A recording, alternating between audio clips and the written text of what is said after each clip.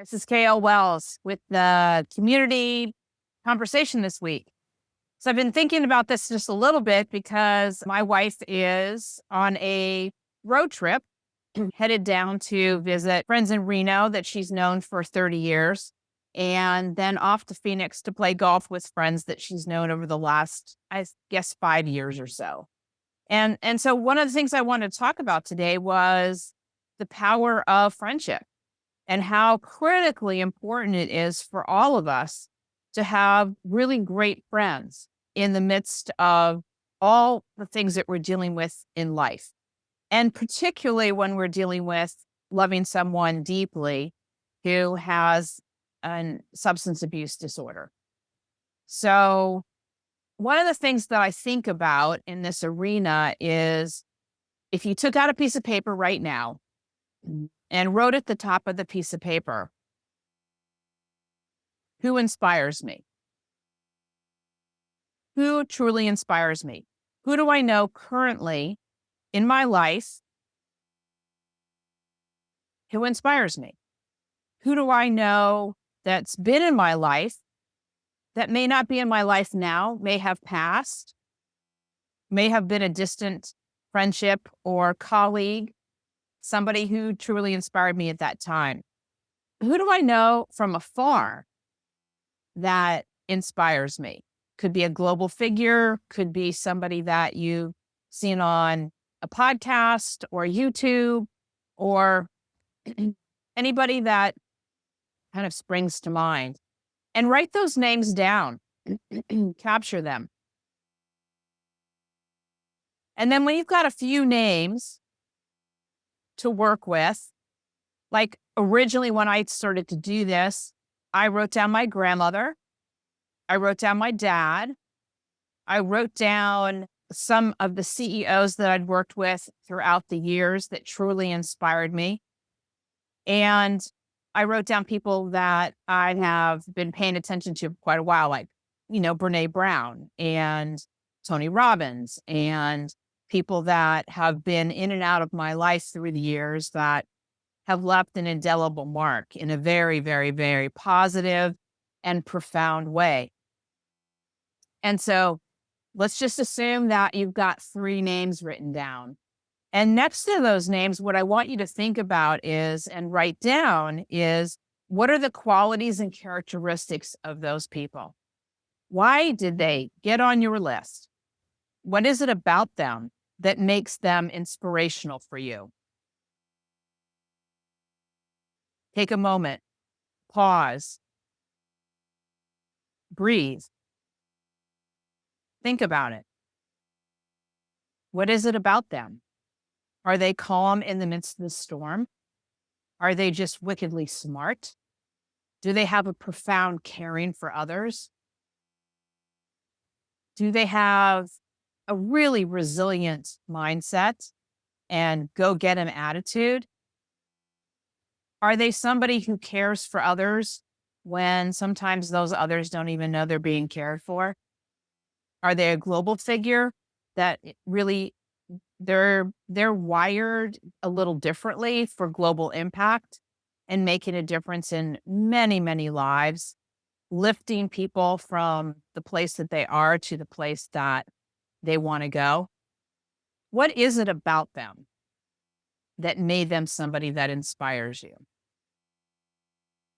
Just take a couple minutes, make some notes while I'm talking. But this was very profound for me when I moved to a brand new community and I only knew one person. And so, in order to establish a new set of friends and people that would have my back, that I could relate to in a really powerful way and have great conversations with, I needed to find them. And so, how was I going to find them? Well, first, I needed to know, who was I looking for? What qualities and characteristics of people was I looking for?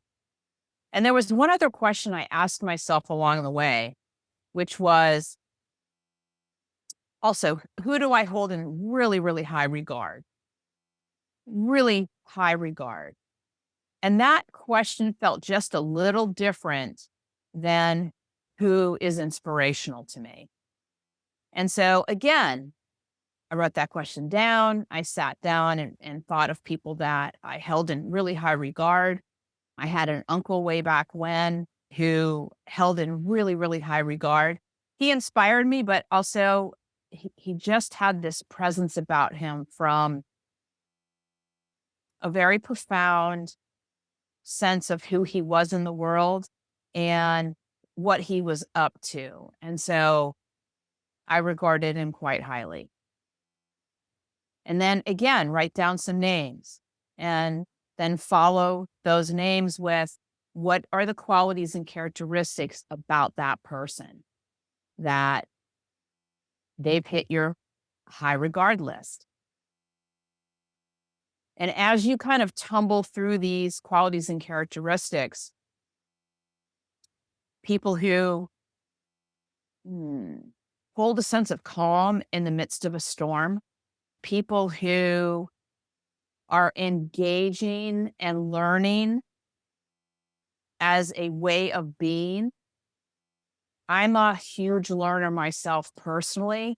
So I generally have become a major resource for a lot of people in terms of podcasts, books, people who have hold themselves in a certain way and are being in the world when people need models to look towards.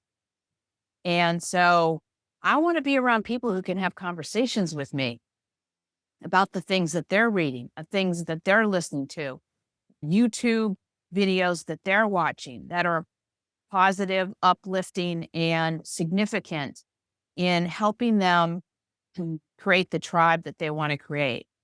So, kind of coming back to my story is Patty's going to be gone for about 10 days. And today I have one meeting, and then the rest of the time I'm solo. And tomorrow, which is a Friday, I have one Zoom meeting, and then I'm solo. And then Saturday and Sunday, I'm solo. And I'm going to so take advantage of that downtime, that private time, that personal time, that solo time to restore, recharge, rejuvenate. Now, because I live a pretty big life and having the space to breathe between the notes of activities and seeing people and coaching people and all the things that I do, that alone time is super valuable to me. And when I get to the point where I'm kind of like, I need to talk to somebody or I want to talk to somebody, I have a myriad of friends that I'm very, very, very blessed to have forged tight relationships with, deep connections with, that I can reach out to at any point along the way, whether it's a text or a phone call, and reconnect and have a conversation with somebody who loves me deeply and I love them deeply and is engaged in living a life that matters to them, creating an impact in their world, whether it's a smaller world or a bigger world, doesn't really matter. And so I get to be the chooser of where I put my time, who I put my time with. And I think that's a really profound thing for all of us to think about, is to be choiceful about who we spend our time with. Time is the one resource that we have that is absolutely non-renewable. 5 minutes ago that I started talking, I will never get back. The minute ago that I started talking, I will never get back. And so being choiceful about where we spend our time, who we spend our time with, the things that we choose to do with our time, restorative, playful, laughter, music, all the things that bring us joy, the things that create wonder and awe in our lives, listening to things, watching things that inspire us, that lift us up, that bring us energy, that bring us, wow, just the vibrancy of the gift of being alive. Very, very valuable. And I know I'm talking to some people that are, obviously dealing with the stress, the trauma, the ups, the downs, the sideways, the worry, the heartbreak, the disconnection from the people that we love that are dealing with substance abuse disorder. I've walked this path. I know these things can be extraordinarily hard and difficult. And what I also know to be true for myself is I chose not to stay in those spaces for extended periods of time. And it wasn't that I was suppressing it or repressing it. I was acknowledging it. I was dropping to my knees. I was sobbing. I was sad. I was heartbroken. But I also recognized that that was momentary, that I could allow those emotions and those feelings to work their way through me and out of me, that I didn't have to hold on to them, that they didn't need to stay and keep me captive also. And so that's my encouragement, is for you to be with those feelings, allow those feelings to work their way through you. And here's another tool possible. Number one is, if you are feeling sad and if you're feeling just, you need a cry, get a cry. Watch a movie that brings tears to your eyes. Listen to music that profoundly moves you. I remember this is almost 22, 23 years ago when my father passed away. And I was the eldest in our family. My brother was addicted to cocaine. So I was left, because my mother had already passed, to be the one who took on wrapping my family's things up, my dad, my mom's things up, closing that chapter, and becoming the matriarch of the family. Kind of weird. And in the midst of doing that, my dad did a remarkable job of getting things boxed and setting things up so that it was it was as easy for me as it possibly could be. And even in those moments, remember in particular, it was going through my dad's suits to give away. And they still held my dad's scent. And I remember being in the closet. There was a friend of mine helping me with this, just smelling my dad's suits and picking the suits as to where they would go. And I was only able to do that for about a half an hour. And then I said to my friend, I need to go for a drive, because I was so emotionally wrought in that moment. Things were really raw. So I drove and I played music and I cried. And I allowed myself the gift of feeling the sadness of releasing my dad and the sadness of all the things that I would never hear his voice again, all the things that we miss about the people that we love. And I just cried and played music and drove. And, half an hour, 45 minutes later, pulled back into the driveway, had released the sadness and the grief, some of the grief, and went back to the task. And so do those things for yourself. Give yourself permission to feel. Please, please, please give yourself permission to feel and release the feelings, because otherwise they will haul up somewhere in your body if you don't give them the gift of releasing.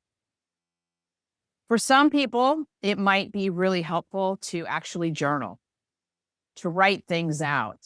And if in the midst of this kind of journey with substance abuse disorder, lots of people have those feelings of anger. Just so angry at the things that our loved ones are doing. Just the fact that we're in this situation. So what I know to be true is that 5 minutes of anger suppresses our immune system for 3 hours. Let me say that again.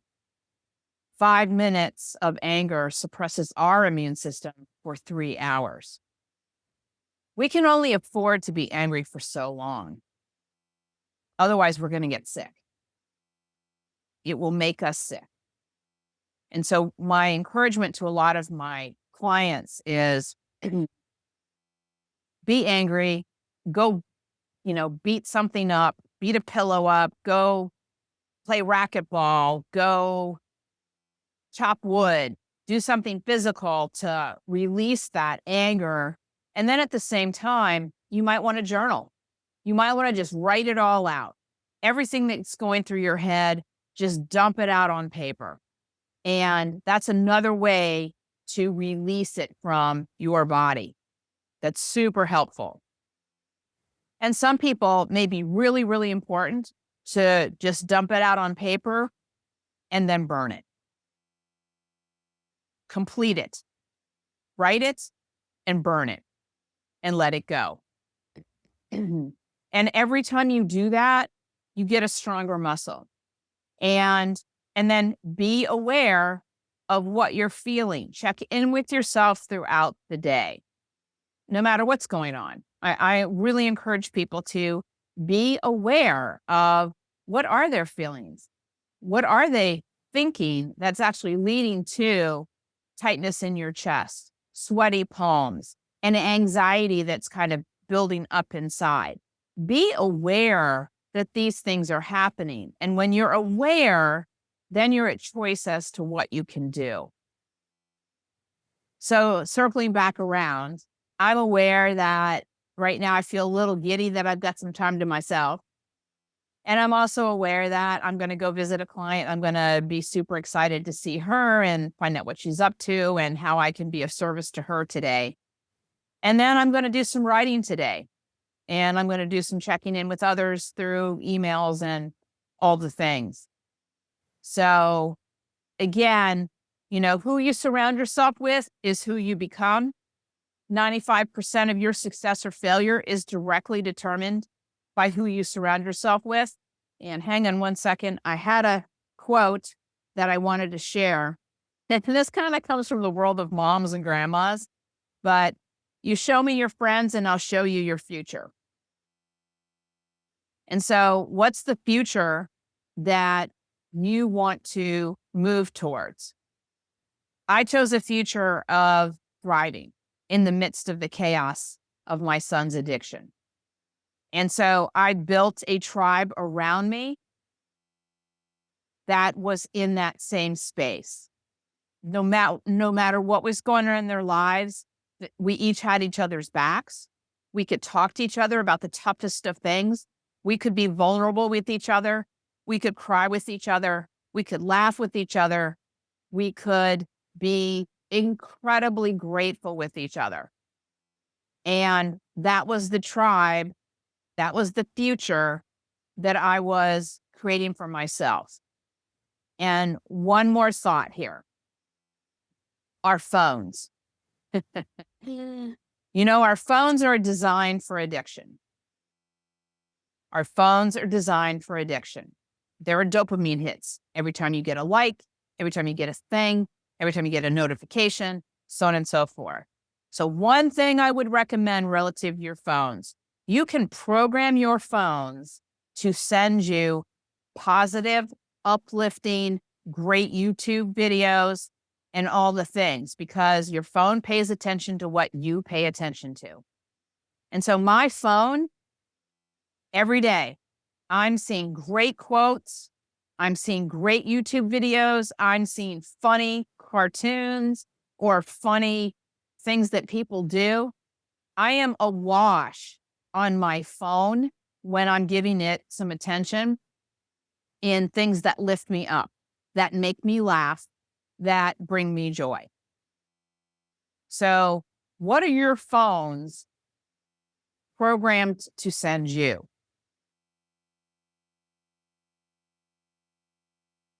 you might want to change it. Because again, you know, who you surround yourself with signals what your future is going to look like. Your phone is part of your friends that you're surrounding yourself with. All these different areas. Whatever you're watching on your phone, on the TV, on Netflix, with friends, you're looking at your future. What is the future that you want to design? Will you choose thriving? Will you choose crisis? Will you choose struggling? Will you choose surviving? It is your choice. So choose wisely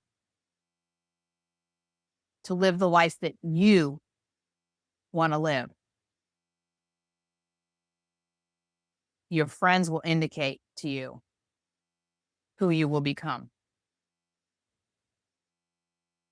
So have a great week. Have a great weekend. Take care of yourselves. Be grateful. Until next month, take care. Love you. Bye.